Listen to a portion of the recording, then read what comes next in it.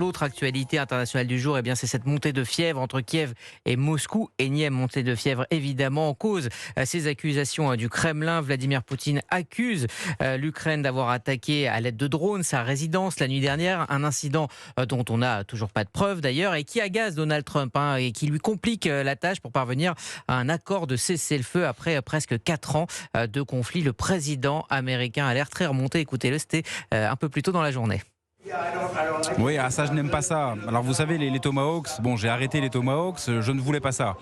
Là c'est un moment délicat, ce n'est pas le bon moment, c'est une chose d'être offensif, parce qu'ils sont offensifs. C'en est une autre d'attaquer sa maison. Ce n'est pas le bon moment pour faire quoi que ce soit, on ne peut pas faire ça, je l'ai appris par le président Poutine tout à l'heure, ça m'a mis très en colère. Voilà, Donald Trump, c'est du Trump dans le texte. Alors comme à chaque fois, évidemment, il y a accusation et puis il y a démenti. Mais la question qui se pose, c'est quel intérêt aurait l'Ukraine à s'en prendre directement à Vladimir Poutine alors que les pourparlers de paix sont en train d'avancer, Jean-Michel Salvatore? Oui, c'est vrai que cette affaire est assez bizarre et c'est vrai qu'elle laisse un peu perplexe parce que pour l'instant, les Russes n'ont pas apporté beaucoup de preuves de la réalité de cette attaque. On a l'impression qu'une fois de plus, Poutine essaye de gâcher le processus de discussion ou le processus de négociation qui s'ébauche. On l'a déjà vu à de multiples reprises. À chaque fois qu'il y a un début de rapprochement, Poutine se débrouille pour empêcher que les choses aillent à leur bout. Parce que finalement, Poutine n'a pas envie pour l'instant de la paix. Moi, c'est un petit peu l'analyse que je fais. Je pense que si la paix était signée dans les semaines qui viennent, ce serait une paix avec peut-être le Donbass qui serait rattaché à la Russie, mais je pense que Poutine, c'est pas ça qu'il veut.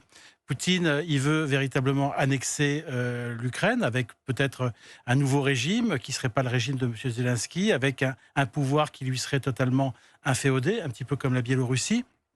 Et donc, Mais il s'est rendu compte que cela va être long. Il n'a que 20% du territoire après 4 ans d'une guerre. L'économie russe commence à souffrir. Est-ce qu'il n'y a pas un moment où même la Russie doit s'arrêter dans son propre intérêt? oui, mais il est malgré tout, quand on regarde les choses, il est quand même assez maître du jeu. Il a réussi à être soutenu par Donald Trump, qui finalement ne le contredit pas beaucoup. Alors parfois Donald Trump se met un petit peu en colère, mais finalement assez peu. Il se réconcilie toujours sur les positions de Poutine. On l'a vu avec la proposition de paix qui est finalement était quand même un décalque des demandes des Russes. Donc non, je pense que Poutine est le maître du jeu. Trump n'arrive pas à imposer une paix négociée à Poutine. Et donc je pense que la guerre va continuer. Alexandre Malafaille.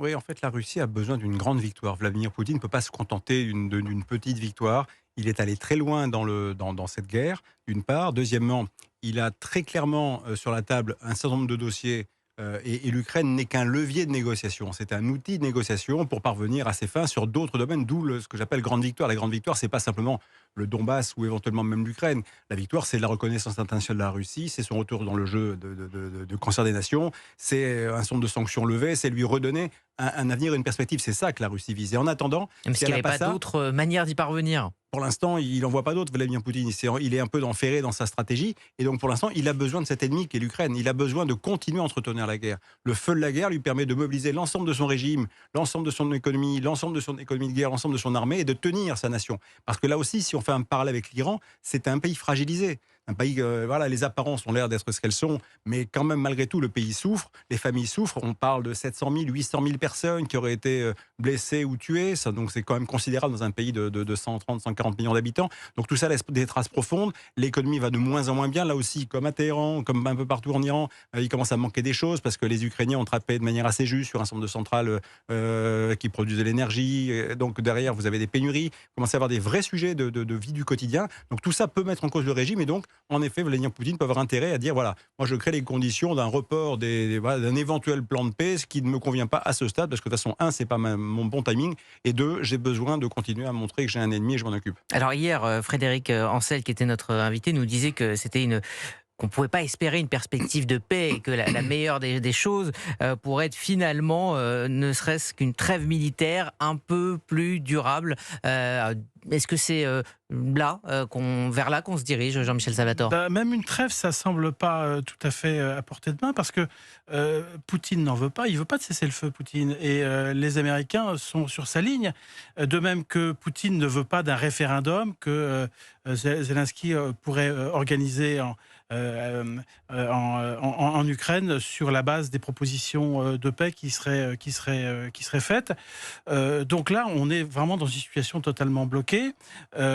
Et on voit bien que les Américains, finalement, suivent le calendrier de Poutine. Alors évidemment, il le souffre.